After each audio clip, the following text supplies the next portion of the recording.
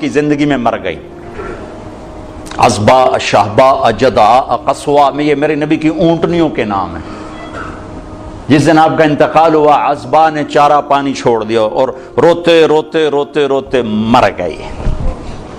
آپ کے دو خچر ہیں، ایک کا نام ہے دلدل، ایک کا نام ہے فضہ.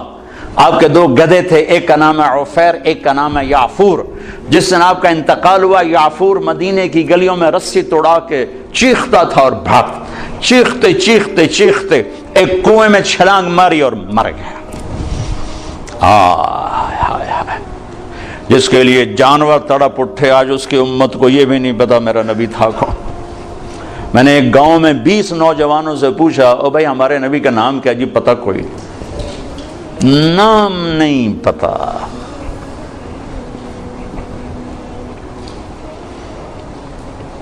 اب جمعے کا خطبہ دیا کرتے تھے، مجمع زیادہ ہو گیا، صحابہ نے کہا جی ممبر بنے تاکہ آپ پیچھے نظر آئیں. کا بنا دو. ممبر بن گیا. آج پہلا دن ہے. یہ میرے نبی کے گھر کا دروازہ ہے، یہاں کھجور کا تنا ہے جس سے ٹیک لگا کے آپ بیان فرماتے تھے، اور یہ ممبر ہے. اب آپ وہاں سے نکلے اور وہ کھجور کے تنے کو آپ نے کراس کیا اور ممبر پہ پاؤں رکھا.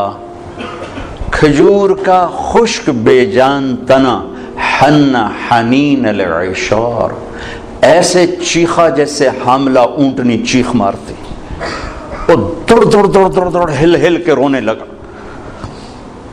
آپ نیچے اترے اور اس کو یوں سینے سے لگایا اور فرمایا ایک تیرے ساتھ وعدہ کرتا، تو چپ ہو جا، مجھے ممبر پہ جانے دے کہ لوگوں کو ضرورت ہے پیچھے مجھے دیکھنے کی. میں تیری جدائی کے بدلے وعدہ کرتا ہوں تمہیں جنت کا درخت بنوا دوں اور جنتی تیرے میوے کھائیں گے. تو وہ آہستہ آہستہ چپ ہوا.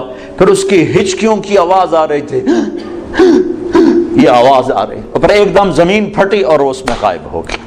اور میرے نبی کا وعدہ سچا ہو گیا. سب کی آنکھوں کے سامنے اللہ نے اسے اٹھا کے وہ پہنچایا جنت. اوفو بھائیو، ہم نے صرف درود پڑھنے کے لیے اپنا نبی رکھا ہوا ہے. بابا نبی پہ درود پڑھ دو بھائی. اس کو بطور رہبر مانا ہی کوئی نہیں، بطور قائد مانا ہی کوئی نہیں. لا الہ الا اللہ اندر کی چیز ہے، محمد رسول اللہ باہر کی چیز ہے. اب لا الہ الا اللہ دکھا نہیں سکتے، محمد رسول اللہ چھپا نہیں سکتے. لا الہ الا اللہ بتانا پڑے گا، محمد رسول اللہ چھپانا پڑے گا.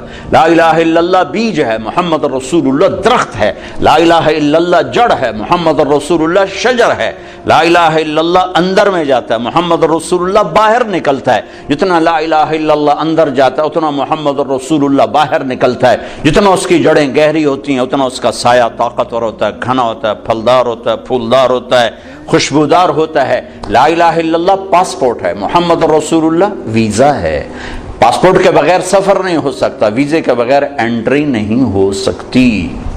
مرنے سے پہلے ویزا لگوا لو، مرنے سے پہلے ویزا لگواؤ. محمدی ویزا لگوانا پڑے گا.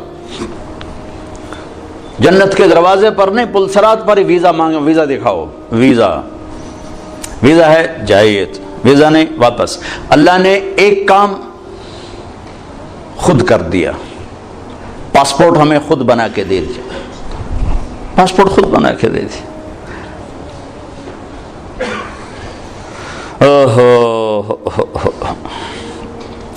ہماری جماعت تھی سوات میں، تو ایک نوجوان کو ایک ساتھی نے دعوت دی. وہ چپ کر کے سنتا رہا.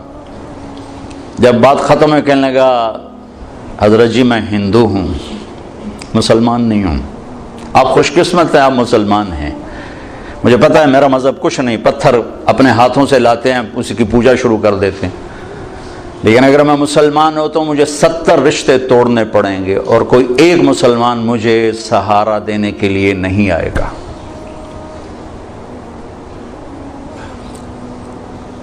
تو اللہ نے ہمیں کتنی آسانی سے یہ پاسپورٹ بنا کے دے دیا. لو بھائی ماں کے پیٹ سے ہے، ہاں اب ویزا لگوا لو، محمدی ویزا لگوا لو. کہ آج اس کی شان دیکھو گے، جب دروازے پہ دستک ہوگی اندر سے آواز آئے گی کون؟ آپ کہیں گے محمد الرسول اللہ. پھر وہ کہے گا امرت اللہ افتح لأحد قبلک ولن اقوم لأحد بعد، یا رسول اللہ مجھے کہا گیا تھا کہ آپ سے پہلے دروازہ کھولوں، اور مجھے کہا گیا تھا کہ میں خود اٹھ کے کھولوں، میں کبھی کسی کے لیے نہیں اٹھا۔ یہ کون ہے؟ یہ جنت کا بڑا فرشتہ رضوان دروازہ کھولے گا۔ آپ نے کہا ادخلها، میں اندر جاؤں گا، وَمَيَّ فُقَرَاءُ الْمُؤْمِنِينَ، اور میرے چاروں طرف میری امت کے غریب لوگ پہلے داخل ہوں گے۔ بھائیو، حلال حرام تو اسے بتایا جاتا ہے جسے پتہ ہو کہ حلال کرنے والا ہے کون اور حرام کرنے والا ہے کون۔ ابھی تو لوگوں کو نہ اللہ کا پتہ نہ رسول کا پتہ، ہم انہیں کہتے ہیں سود حرام ہے، وہ پہلے بتاؤ تو صحیح وہ ہے کون جو کہہ رہا ہے میرے اور میرے رسول کی جنگ ہے تمہارے، ان کو تو پتہ ہی کوئی نہیں۔ جس کی طاقت کا پتہ ہوتا ہے اس کے آگے کون کھڑا ہوتا ہے؟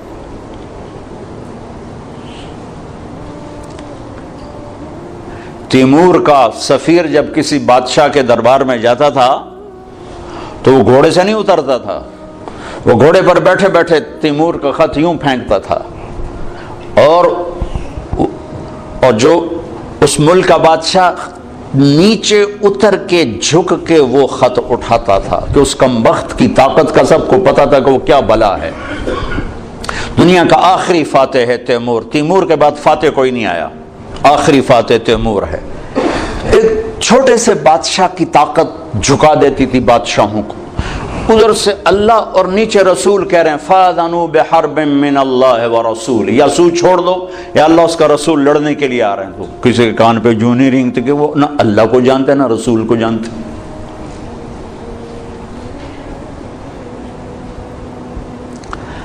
اللہ اس کے رسول کا تعارف ضروری، میں اس لیے پہلے اللہ رسول کا تھوڑا سا تعارف، وہ ہیں کون جن کو جو کہہ رہے ہیں سود حرام ہے، جو کہہ رہے ہیں جھوٹ حرام ہے، جو کہہ رہے ہیں زنا حرام ہے، جو کہہ رہے ہیں کفر حرام ہے، شرک حرام ہے، وہ ہیں کون؟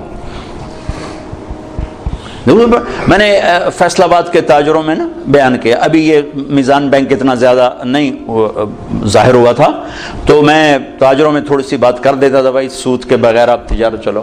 تو ایک بہت بڑی پارٹی کا چیئرمین آ کر میرے گلے لگ گیا کہ سود کے بغیر کام ہو ہی نہیں سکتا، کر کے دیکھا، تمہاری کپاس کون خریدے گا سود نہ ہوگا، سود کے بغیر تمہاری کپاس کون خریدے گا؟ میں کہا میری تو وک جاوے گی، تو اپنی فکر کر۔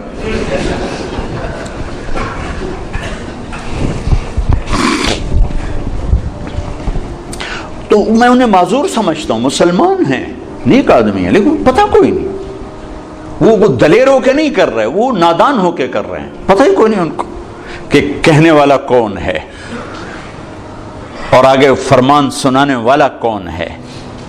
لا الہ الا اللہ محمد الرسول اللہ، کیا اللہ نے جوڑ کے کلمہ بنایا ہے، سبحان اللہ۔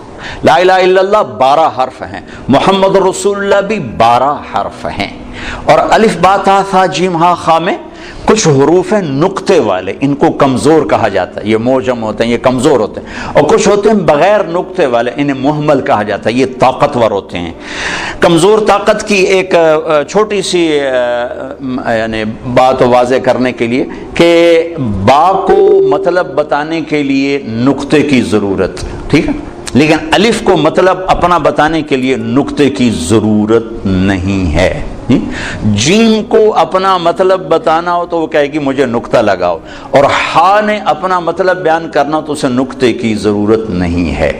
پھر 2 نقطے لگ جائیں تو اور کمزور پڑ جاتا ہے، 3 نقطے لگیں تو اور کمزور پڑ جاتا ہے۔ یہ میں نے صرف ایک مثال سے آپ کے سامنے یہ بات واضح کرنے کی کوشش کی ہے کہ نقطے والے حروف کمزور ہوتے ہیں اور بغیر نقطے والے حروف طاقتور ہوتے ہیں۔ جب مالک الملک نے اپنے لیے نام چنا تو اللہ، کوئی حرف نقطے والا نہیں لایا، اور جب اپنے حبیب کے 2 نام رکھے تو محمد، احمد، کوئی نقطے والا حرف نہیں لایا، اور جب اپنا کلمہ جوڑا تو ایک حرف نقطے والا نہیں لایا، لا الہ الا اللہ محمد الرسول اللہ۔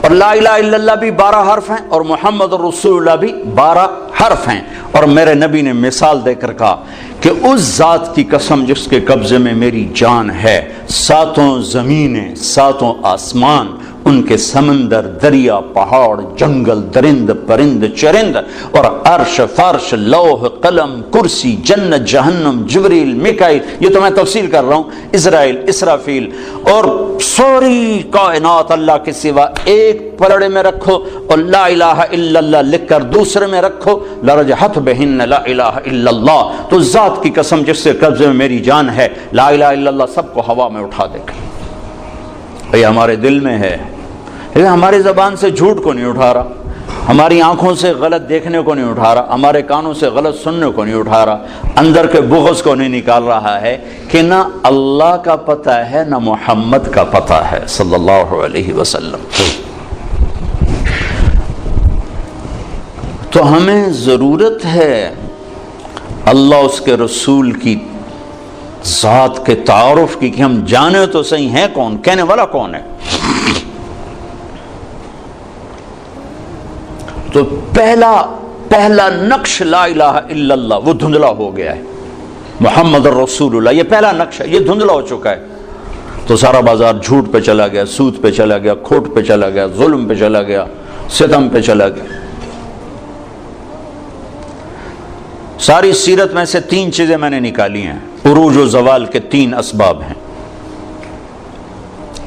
جس قوم میں عدل ہوگا، جس قوم میں سچائی ہوگی، جس قوم میں دیانت ہوگی، انہیں زوال نہیں آ سکتا، چاہے وہ مسلمان ہے چاہے وہ دہری ہے۔ دہری ہے کوئی مذہب والے نہیں، اللہ کو مانتا ہی نہیں ہے، اگر ان میں عدل ہے، اگر ان میں سچائی ہے، اور ان میں دیانتداری ہے، انہیں زوال نہیں آ سکتا۔ آخرت کا فیصلے آگے ہیں، دنیا میں انہیں زوال نہیں آ سکتا، ان پہ کوئی غالب نہیں آ سکتا۔ جس قوم میں ظلم ہوگا، جس قوم میں جھوٹ ہوگا، جس قوم میں بددیانتی اور دھوکہ ہوگا، انہیں کبھی عزت مل نہیں سکتی، چاہے ساری قوم مسجد میں تہجد میں حاضر ہو اور بیت اللہ حاجیوں اور عمرے والوں سے بھرا پڑا ہو، اعتکاف کرنے والوں سے مسجدیں تنگ پڑ جائیں، لیکن اگر جھوٹ ہے، ظلم ہے اور دھوکہ ہے، عزت کا خواب بھی نہ دیکھیں، ذلت اور پستی مقدر ہو جائے گی۔ میرے نبی ایک پورا زندگی کا پروگرام لے کر، صرف 5 وقت کی نماز تھوڑے لے کر آئیں، تو 2 گھنٹے کا کام ہے، باقی کیا کریں۔ اللہ تعالیٰ کہ میں اپنے حبیب کو الیوم اکملت لکم دینکم واتممت علیکم نعمتی ورضیت لکم الاسلام دینا، ایک مکمل پیکج دے کر بھیجا کہ میرے حبیب یہ زندگی ہے، جا لوگوں کو بتائیں، پتہ ہی کوئی، اس کا ایک سرا اللہ سے ملتا ہے جس کو عبادت کہتے ہیں، دوسرا سرا انسانوں سے ملتا ہے جس کو اخلاق کہتے ہیں۔ انہی 2 کی دعوت دیتے دیتے آپ دنیا سے چلے گئے۔ السلام ما ملکت ایمانکم، اے میری امت ایک نماز نہ چھوڑنا، ایک ماتحتوں پہ رحم کر، اپنے ماتحتوں پر رحم کر، اپنے غلام، نوکر، ملازم، کمزور پہ رحم کر۔ سارے میرے نبی کا دین 2 چیزوں میں آتا ہے، ایک اللہ کا حق ہے جس میں عبادات ہیں، مختصر سا وہ چیپٹر ہے، 5 نمازیں ہیں اور 1 مہینے کے روزے ہیں، اور اس کے بعد حج اور زکوٰۃ مالداروں پر ہے، غریبوں پر ہے ہی کوئی نہیں۔ پھر حج بھی صرف صحت مند مالدار پر ہے، جو جانے کے قابل نہیں اس سے بھی اللہ معاف فرماتا ہے۔ لیکن باقی 24 گھنٹے کی زندگی میں میرا نبی ایک پورا دستور لے کر آیا ہے۔ معاشرہ چلتا ہے میاں بیوی سے، ماں باپ سے نہیں، پہلا رشتہ میاں بیوی کا اللہ نے بنایا، پہلا رشتہ میاں بیوی کا بنا، آدم اور حوا، اور آخری رشتہ بھی میاں بیوی کا بنے گا۔ جنت میں جوڑا جوڑا میاں بیوی رہیں گے، اکٹھے ہوں گے سارے، وَمَنْ صَلَحَ مِنْ آبَائِهِمْ وَأَزْوَاجِهِمْ وَذُرِّيَّاتِهِمْ، اکٹھے ہوں گے۔ لیکن جنت کی شروع بھی میاں بیوی ہے اور جنت کا اینڈ بھی میاں بیوی ہے۔ ابتدا بھی میاں بیوی سے کروائی آدم حوا، اور انتہا بھی میاں بیوی سے کروائی کہ ہر آدمی جنت، اور جو یہاں بغیر شادی کے مر جاتے ہیں اللہ تعالیٰ ان کے وہاں اپنی ثوابدید پر ان کے نکاح کروائے گا اور ان کی شادی۔ کوئی عورتیں بغیر، لڑکیاں ہوتی ہیں جوانی میں مر گئے، کوئی لڑکے جوانی میں مر گئے، کوئی شادی نہیں ہوئی مر گئے، تو اللہ تعالیٰ ان کی جنت میں خود شادیاں کروائے گا۔ تو زندگی کی جو ابتدا ہے وہ میاں بیوی سے ہوتی ہے۔ تو پہلا جو معاشرت میں دین کا سبق ہے وہ میاں بیوی کا ہے۔ تو میرے نبی نے فرمایا خیرکم خیرکم لأہلہ، بہترین مسلمان وہ ہے جو بیوی سے اچھا سلوک کرتا ہو. وَأَنَا خَيْرُكُمْ لِأَهْلِي، اور میں تم سب سے زیادہ اچھا سلوک کرتا ہوں اپنی بیویوں کے ساتھ. پھر کہا خیرکم خیرکم لنسائہ، سب سے بہترین انسان وہ ہے جو عورتوں سے اچھا سلوک کرتا ہو. یہاں سے گھر کو شروع کیا. گھر کی ابتدا، کائنات کی ابتدا بھی میاں بیوی ہے اور انتہا بھی میاں بیوی ہے. معاشرت کا دین خوشبو کی طرح پھیلتا ہے، خوشبو کی طرح. عبادات کا دین بنیاد کا کام دیتا ہے اور معاشرت کا دین وہ عمارت کا کام دیتا ہے. عبادات کا دین جڑ کا کام دیتا ہے اور معاشرت کا دین سایہ، پھل، پھول، خوشبو، مہک کا کام دیتا ہے. تو میرے نبی نے 11 شادیاں کی. کوئی شوق کی تھی؟ 25 سال کا نوجوان 40 سال کی عورت سے شادی کر سکتا؟ جس عورت کے 2 نکاح ہو چکے ہوں پہلے اور ہر نکاح سے اولاد بھی ہو، ہر شادی سے اولاد ہو، اور 40 سال کی عمر ہو، 2 شادیاں ہو چکی ہوں اور شادی کرنے والا 25 برس کا خوبرو نوجوان ہو. حضرت غامدیہ کہتی ہیں، خزائیہ، ام معبد الخزائیہ آپ کا حلیہ بیان کرتے ہوئے فرماتی رأیت رجلا ظاہر الوضاء ابلج الوجه حسن الخلق لم تعبه ثجلا لم تزری به صعلا وسیم قسیم حسین. کیا الفاظ ہے! فی عینیہ دعج، فی صوتہ سہل، فی لحیتہ کثافہ، فی عنقہ سطع. میں نے ایک جوان دیکھا ایسا حسین چمکتا چہرہ، نہ نکلا ہوا پیٹ، نہ دبلا پتلا، نہ پیٹ نکلا کہ بدصورت ہو جائے، نہ دبلا پتلا کہ بے روب ہو جائے، اور چہرہ روشن، حسین، آنکھوں میں چمک، خوبصورت موٹی آنکھ، آواز میں جادو، گردن لمبی، داڑھی گھنی، چہرے پر نور، 14ویں رات کے چاند کی طرح چمکتا ہوا چہرہ. وسیم قسیم، یہ 2 لفظ عجب کہے ہیں، 2 لفظ عجب کہے ہیں. وسیم، وسیم کسے کہیں؟ جسے دیکھ کر آنکھ نہ بھرے اور ہر دفعہ دیکھنے کا شوق بڑھ جائے اسے وسیم کہتے ہیں. اور قسیم کسے کہیں؟ جو ہر طرف سے خوبصورت ہو، سر سے لے کر پاؤں تک، ناخن کے انگوٹھے سے سر کے بال تک حسن ہی حسن کا پیکر ہو، اسے قسیم کہتے ہیں. تو کائنات میں حسین بہت آئے، وسیم ایک ہی آیا. خوبصورت بہت آئے، قسیم ایک ہی آئے، وہ ہے محمد الرسول اللہ صلی اللہ علیہ وسلم، جن کو دیکھ کے آنکھ نہیں بھرتی تھی اور ہر طرف سے حسن ہی حسن. 40 سال کی عورت سے شادی ہو رہی اور پوری جوانی ایک عورت کے ساتھ گزارتی. 50 سال آپ کی عمر ہوئی تو حضرت خدیجہ کا انتقال ہوا، 65 سال کی عمر ہوئی، اور اس کے بعد شادیوں کی لائن لگ گئی. معاشرت سمجھانی تھی، زندگی سمجھانی تھی. آپ نے فرمایا ما زوجت وما تزوجت الا بوحی من السماء اتی به جبرائیل. کہا میں نے کسی بیٹی کی شادی نہیں کی اور کوئی شادی نہیں کی جب تک کہ اوپر سے حکم نہیں آیا اور جبریل لے کر آیا. پھر آپ نے فرمایا ما تزوجت وما زوجت الا اہل الجنہ. میں نے کسی عورت سے شادی کی ہو، میں نے اپنی بیٹی کی کسی سے شادی کی ہو، سب کے لیے میرے اللہ کا فرمان ہے کہ سب جنتی ہیں. تو 25 سال کی عمر میں 40 سال کی عورت سے شادی کا کیا تک بنتا ہے؟ اور حسن ایسا کہ دیکھنے والے آنکھ نہ بھرے. ایسا عائشہ کپڑا سی رہی تھی، سوئی گر گئی تو وہ کمرے میں ایسی روشنی نہیں کہ ان کو سوئی نظر آئے تو وہ ایسے ایسے ٹٹول رہی تھیں. اتنے میں آپ کمرے میں داخل ہوئے تو آپ کے چہرے کے نور سے سوئی چمکنے لگی.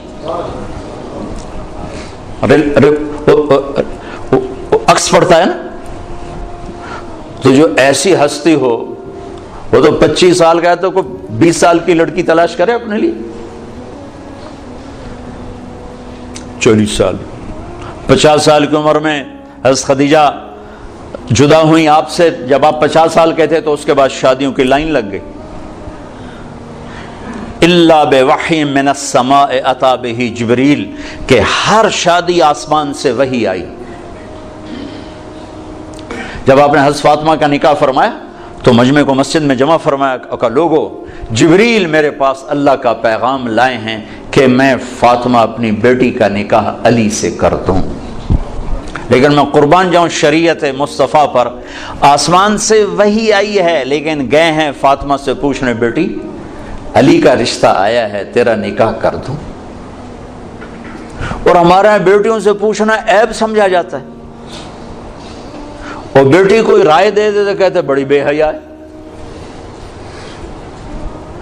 آسمان سے وحی آ چکی ہے کہ علی کے ساتھ فاطمہ کا نکاح کیا جائے، پھر میرے نبی پوچھنے جا رہے ہیں، فاطمہ علی کا پیغام آیا ہے، تیرا نکاح کر دوں؟ جب انہوں نے ہاں کہا، پھر جا کر کہا جاؤ مجمع اکٹھا کرو، پھر لوگوں کو اکٹھا فرمایا، پھر ممبر پہ کھڑے ہو کے فرمایا کہ لوگو، میرے اللہ نے مجھے جبریل پیغام لے کر آئے کہ میں اپنی بیٹی فاطمہ کا نکاح علی سے علی کو سامنے بٹھایا اور سارا مجمع کا، پھر آپ نے خطبہ پڑھ کے کہا، علی میں نے 400 درہم مہر کے عوض اپنی بیٹی فاطمہ بنت محمد کو تیرے نکاح میں دیا، تو نے قبول کیا؟ تو نے زور سے کہا میں نے قبول کیا، اور سجدے میں سر رکھ دیا اور زور سے یہ دعا پڑھی، رب اوزعنی ان اشکر نعمتک التی انعمت علی وعلی والدی، اس پر آپ نے کہا آمین۔ پھر آپ نے سارے مسجد میں کے حاضرین کو شہد کا شربت پلایا، کھجور کھلائی۔ سبحان اللہ، کیا پیاری زندگی ہے، کیا خوبصورت زندگی ہے، اس سے زیادہ عورت کے حقوق اور کیا کوئی بیان کرے گا۔ حضرت ام ایمن بیٹھی تھی، ان کا بیٹا محمد پانی تو پلا، تو حضرت عائشہ ناراض ہو گئی، کہا تو رسول اللہ سے کہتی پانی پلا؟ کہا کیوں نہ کہوں، میں نے دودھ پلایا ہے، آپ کو 8 عورتوں نے دودھ پلایا ہے، ماں سمیت، ماں کے علاوہ 7 اور عورتیں، جن میں سے ایک ام ایمن، حلیمہ کا تو نام مشہور ہو گیا، 6 اور بھی، ان میں ام ایمن بھی ہیں۔ تو انہوں نے کہا میں نے دودھ پلایا ہے، تو آپ جلدی سے اٹھے، گلاس اٹھایا، کہا ہاں ہاں عائشہ یہ میری ماں ہے، آپ نے خود گلاس پیش کیا۔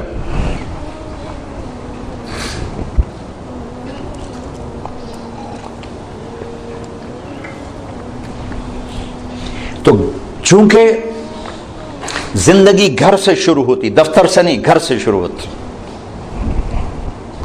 ہمارے ایک استاد بڑے شفیق تھے، لیکن جب آگے کبھی ڈانٹنا شروع کرتے ہم کہتے لگتا استاد جی گھر دینا لڑتے آئے ہوئے، اور ہم دائیں بائیں سے خبر لیتے تو تقریباً وہ خبر سچی ہوتی تھی۔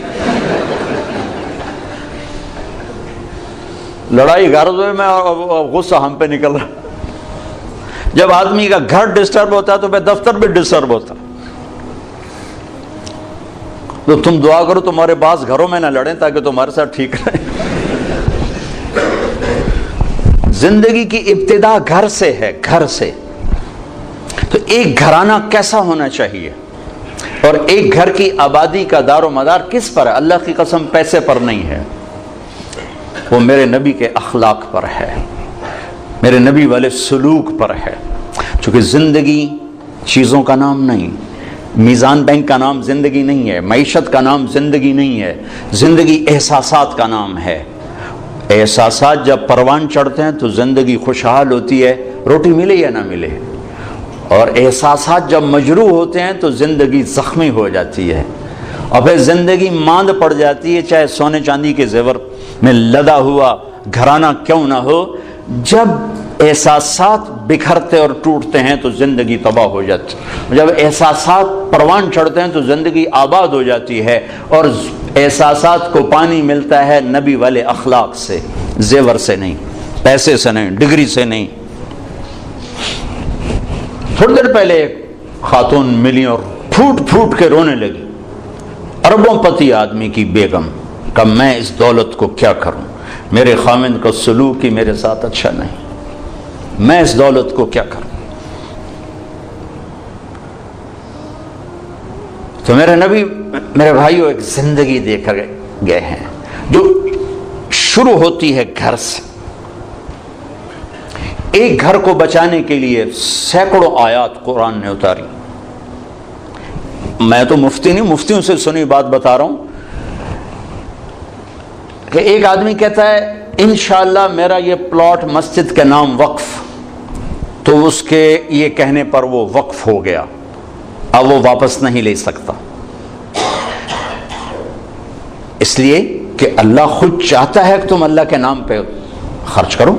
تو میں کہتا ہوں جی انشاءاللہ میرا یہ قالین مسجد کے نمازیوں کے لیے وقف ہو گیا، تو اب یہ ہو گیا، میں واپس نہیں لے سکتا۔ لیکن ایک آدمی یوں کہتا ہے انشاءاللہ میری بیوی کو طلاق، تو یہ مفتی کہتے ہیں نہیں ہوئی۔ اس نے کہا تھا اگر اللہ چاہے تو میری بیوی کو طلاق، اور اللہ چاہتا ہی نہیں کوئی اپنی بیوی کو طلاق دے، اس لیے یہ طلاق نہیں ہوئی، نہیں ہوئی۔ ایک گھر کو بچانے کے لیے سینکڑوں ہزاروں آیا، سورہ نساء، سورہ مریم، سورہ طلاق، سورہ تحریم۔ آپ نے کہا علی طلاق سے بچنا، جب طلاق دی جاتی ہے تو اللہ کا عرش کانپ اٹھتا ہے،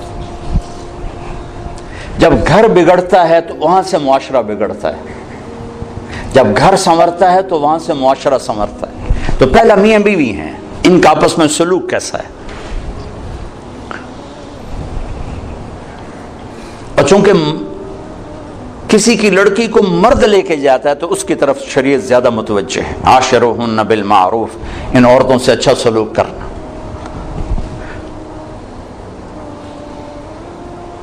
ان سے حسن سلوک، ان سے میٹھا بول، ان سے درگزر، کمزور سے کیا لڑنا۔ ایک نوجوان آیا کہنے لگا جی بیوی سے جھگڑا رہتا ہے، کوئی وہ دو مجھے، کوئی تویز دو۔ میں نے کہا بیویوں پہ تویز چلتے ہی نہیں۔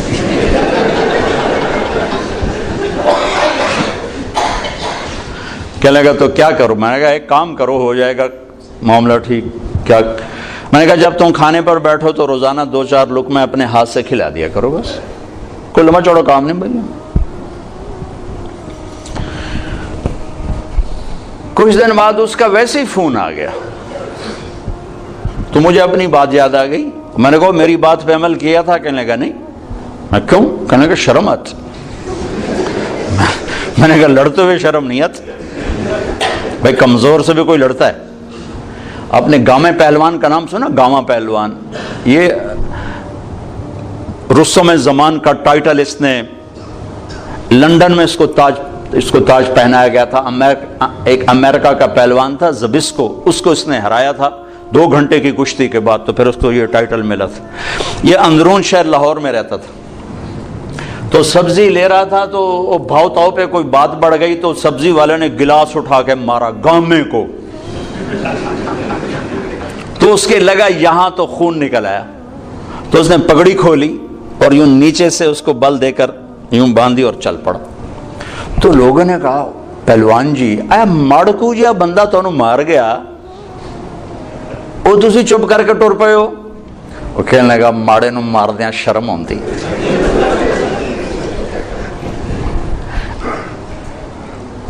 وہ کہنے لگا کمزور پہ ہاتھ اٹھاتے ہوئے شرم آتی ہے، کیا کروں؟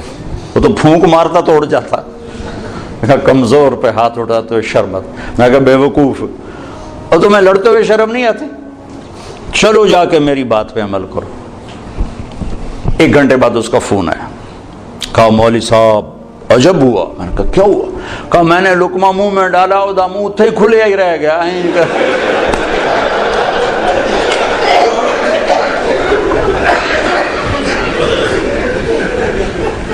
اس نے کہا یہ تمہیں کسی اور نے پٹی پڑھائی ہے، تو نہیں کر سکتا، مجھے بتا کس نے؟ انہوں نے کہا مجھے تو مولوی طارق جمیل نے بتایا۔ کہا اس نے اسی وقت ہاتھ اٹھا کے دعا کرنے شروع کر دی میرے لیے کہ اللہ اس کا بھلا کرے، اس نے تمہیں یہ انسانیت سکھائی۔ اب گھر کی زندگی کو پیسے سے خوشگوار دیکھنا چاہتے ہیں، نہیں ہوگی اللہ کی قسم۔ گھر کی زندگی خوشگوار ہوگی تو دفتر بھی خوشگوار ہوگا، اور گھر کی زندگی میں نبوت والے اخلاق آئیں گے تو زندگی پروان چڑھے گی۔ جو میرے سامنے مرد عورتیں ہوتی تو میں عورتوں کے حقوق کے لیے جو اللہ کے نبی نے فرمایا وہ بھی بتا تھا کہ اگر میری شریعت میں سجدہ ہوتا تو میں عورت سے کہتا خامند کو کرے، لیکن زیادہ جو میں دیکھتا ہوں اس میں احادیث میں وہ مردوں کی طرف خطاب زیادہ ہے، چونکہ وہ لے کے جاتا ہے اور وہ بوجھ اٹھاتا ہے اور وہ ذمہ دار بنتا ہے۔ تو حضرت عائشہ رضی اللہ تعالیٰ عنہا چھوٹی عمر کی تھی، تو آپ ان کو لقمے بنا بنا کے کھلاتے تھے. ایک دفعہ حبشی کھیل رہے تھے مسجد میں خنجروں کے ساتھ, تو آواز سن کر حضرت عائشہ کہنے لگی یا رسول اللہ میں نے یہ حبشیوں کا رقص دیکھنا ہے. وہ رقص کر رہے تھے ان کے ساتھ خنجروں کے ساتھ.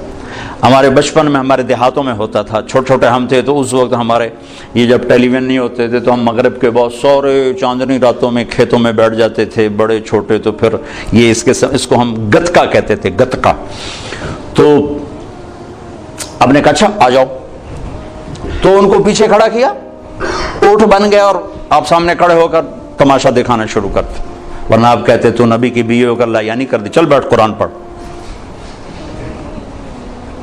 کھڑے کھڑے آپ تھک گئے. آپ نے کہا عائشہ بس نہ کریں, کہنے لگے نہیں بس نہیں, ابھی میرا دل نہیں بھرا. تو پھر آپ کھڑے کھڑے آپ یوں سہارا لے رہے تھے, تھک کے نا, کھڑے کھڑے یوں ہو جاتا, پھر تھوڑے بعد یوں ہو جاتا, چونکہ تھک, پھر تھوڑے بعد یوں ہو جاتا, جب تک حضرت ام عائشہ نے نہیں فرمایا بس آپ کھڑے رہے. یہ کائنات کے افضل ترین ہستی رحمت للعالمین. پھر دوسری اکائی بنتی ہے ماں باپ. اس کے بعد ماں اور باپ کا روپ انسان دھارتا ہے. تو پہلا حق اولاد کا ہے, پہلا حق ماں باپ کا نہیں, کہ اس کو تو پتہ ہی نہیں جو گود میں ہے کہ میری ماں کون ہے میرا باپ کون ہے. اسے صحیح تعلیم دینا اور اسے انسانیت سکھانا ماں باپ کے ذمہ ہے. سکھائیں اسے اے لیول او لیول اور توقع کریں کہ اماں ابا کو بھی مانے تو کیسے مانے گا. ایک شخص آیا حضرت عمر کے پاس, کہا جی میرا بیٹا بڑا نافرمان ہے. تو عمر رضی اللہ تعالیٰ نے اٹھایا کوڑا مارنے کے لیے. انہوں نے کہا جی میری بات سن. کیا کہا ماں پیو کا بھی بڑا حق ہے پر کوئی اولاد کا بھی حق ہے. آپ نے کہا ہاں, تو ذرا بتا دیں. تو فرمایا پہلا حق ہے کہ اچھی ماں دے, دوسرا حق یہ ہے کہ اس کا نام اچھا رکھے, تیسرا حق یہ کہ اس کو قرآن کی تعلیم دے. تو کہا پھر آپ میرے ابے کی کارگزاری سن لو. اس نے مجھے حبشی ماں دی ہے لونڈی, مجھے اچھی ماں نہیں دی. پھر اس نے میرا نام رکھا ہے جولان, جولان کہتے ہیں گندگی کے کیڑے کو. پھر اس نے آج تک مجھے قرآن کی شکل نہیں دکھائی. حضرت عمر نے وہی سوٹا ادھر پھیر دیا.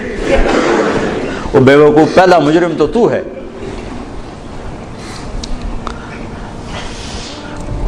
وہ تو ایک پتھر ہے, اس کو تراش خراش کی ضرورت ہے, نہ تراشیدہ وہ پتھر ہے. تو پہلی گود ماں باپ ہیں. اب ماں باپ اتنا وقت نکالیں کہ بچوں کے ساتھ کانفرنس ہو, بیٹھنا ہو. اس کو کاروبار سے فرصت نہیں, وہ تھک تھکا کے آتا ہے, وہ کیسے کاؤنسلنگ کرے بیوی کے ساتھ بچوں کے ساتھ. اور ذہن سازی سب سے پہلا کام ماں باپ کا ہے, استاد کا نہیں. استاد تو بعد میں آتا ہے, پہلے پہلا درس ماں باپ کا ہے. اگر انہوں نے اس کو ٹائم نہیں دیا تو یہ جنگل کا ایک درخت بن جائے گا, اور اگر اسے ٹائم دیا تو باغ کا پودا بنے گا جس کی تراش خراش. اور زندگی بھر دھکے کھائے ہیں, سیرت کو پڑھ کے اور تجربوں سے دیکھا ہے. نصیحت تھوڑی ہو, محبت زیادہ ہو. ماں باپ پر نصیحت غالب ہوتی ہے, پھر وہ اوور ڈوز ہو جاتا ہے کام.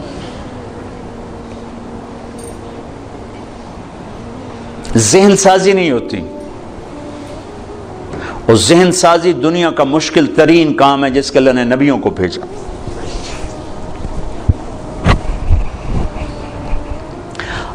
اب مصیبت یہ ہے کہ جس نے ادھار بیچا ہو, ادھار خریدا ہو, وہ گھر میں حاضر ہو کے بھی غیر حاضر ہوتا.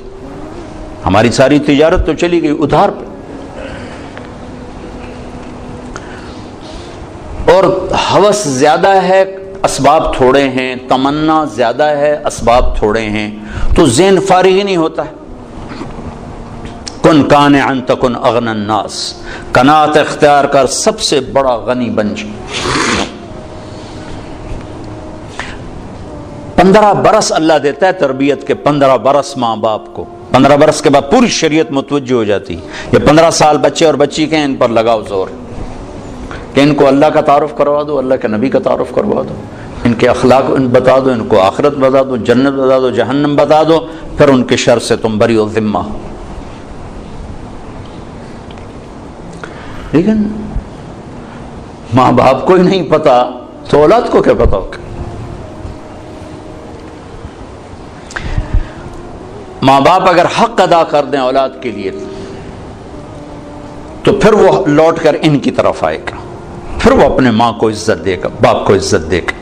ایک ہماری تہذیب تھی وہ ختم ہو گئی۔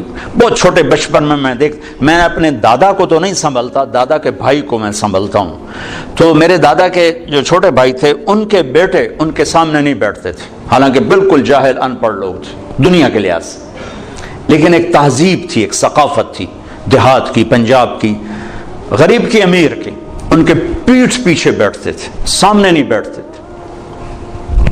سامنے بلاتے تو وہ کھڑے ہو جاتے تھے، بیٹھتے نہیں تھے، کھڑے رہتے تھے۔ تو وہ تہذیب تو ہمارے ہاتھوں سے نکل گئی، چلی گئی۔ ہر چیز خلط عملا صالحا واخر سیئا کی بجائے اختلط الحابل بالنابل، وہ اچھا برا سب مل کے ہم اپنی ثقافت تہذیب کھو چکے ہیں۔ کچھ وقت ماں باپ اپنے بچوں کو دیں، میاں بیوی آپس میں جب بیٹھو کبھی موبائل فون چالو نہ رکھو ورنہ تھوڑی ہرے لے لڑائی ہونی۔ اور میں اپنے بھائی کے گھر جاتا ہوں، وہ ہے یہ دل کا ڈاکٹر، وہ بیچارے کی مجبوری ہے وہ کھلا رکھنا ٹیلی فون کہ کسی وقت ایمرجنسی مرض ہے، ایمرجنسی کال ہوتی ہے، تو وہ میں جب بھی اس کی بیوی کو دیکھتا ہوں نا لڑتے ہوئے تو اسی بات پہ دیکھ رہا ہوتا ہوں کہ اے ٹیلی فون ہی تیرا ہر بولتا رہ جاتا۔ وہ کہتا میں کی کروں، میری مجبوری، کوئی پیچھو مردہ پہ ہو تو میں کی کروں۔ تو آپ لوگوں کے تو کوئی ایمرجنسی نہیں نا، جب میاں بیوی بچے بیٹھو فون بند کر دیا کرو، نہیں تو اس کی ٹان ٹان تمہاری ساری زندگی غارت کر دے گی۔ بس فون نے اخلاق برباد کر دی ہیں، گھروں کا سکون چھین لیا ہے۔ ان لنفسک علیک حقا وان لزوجک علیک حقا، تیری بیوی کا تیرے اوپر حق ہے، تیری ذات کا تیرے اوپر حق ہے۔ یہ تھوڑا کہ تم میزان بینک کے ملازم ہو تو اب تمہارے گھر میں بھی تمہارا فون چل رہا ہو، بھائی عرفان صاحب کی کہیں کال نہ آ جائے۔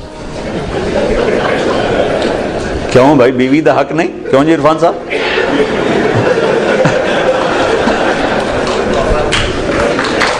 ہوئے ہوئے ہوئے ہوئے بڑے خوش ہوئے۔ بند کرو فون جب بچوں کے پاس بیٹھو۔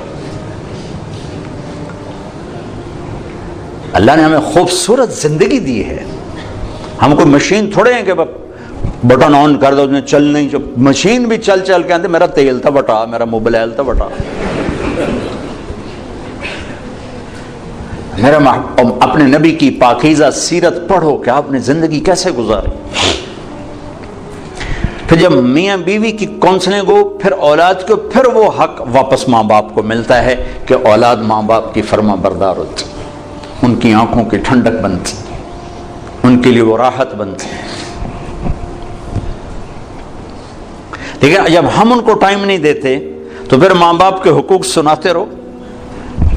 حالانکہ میرے نبی نے فرمایا تھا کاش میری ماں زندہ ہوتی، میں ان کی ایسی نوکری کرتا، میں عشاء کی نماز کے مصلی پر ہوتا اور میں سورۃ فاتحہ پڑھ رہا ہوتا اور ادھر سے آواز آتی محمد، تو میں ماں کے لیے نماز توڑ دیتا۔ اتنی بڑی حسرت کا اظہار،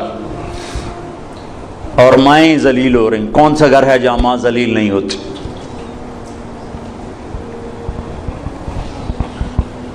اتنی بڑی ہستی فرما رہے ہیں نماز توڑ دیتا۔ آخری حج میں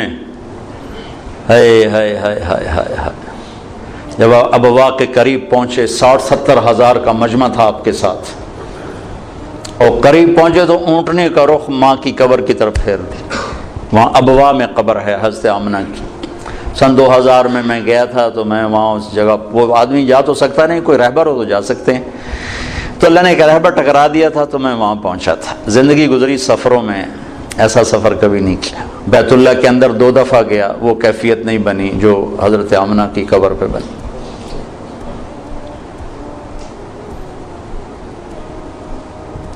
مجھے وہ چھوٹا سا محمد نظر آنے لگا. جو ماں کی عمر کیا تھی؟ 25 سال. باپ کب فوت ہوئے؟ 25 برس. ماں کب فوت ہوئی؟ 25 برس. اور 3 افراد، ام ایمن خادمہ والدہ جناب رسول اللہ صلی اللہ علیہ وسلم. اچانک موت کا وار ہوا ہے. ممکن ہے ہارٹ اٹیک ہوا ہو، ممکن ہے جو کچھ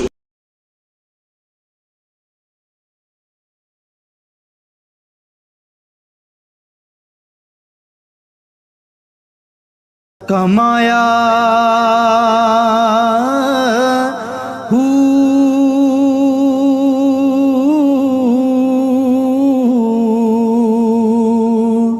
نہ میں بھج مسیتی وڑیا نہ تسبیح